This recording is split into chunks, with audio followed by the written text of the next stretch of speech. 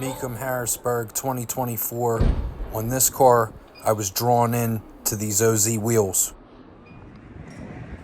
Even cooler is this is a 1984 Lamborghini Jalpa that is one of 410 ever produced.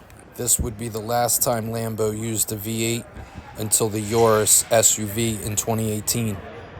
With a small 3.5 liter V8, it definitely has an exotic sound.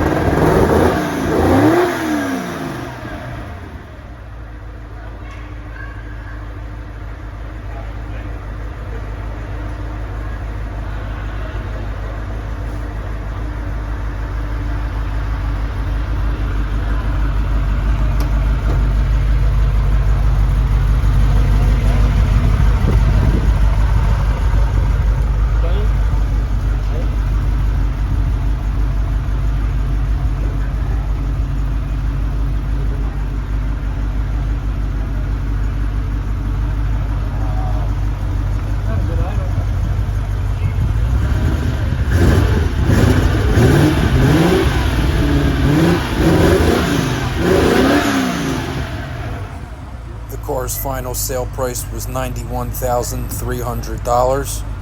Subscribe for more.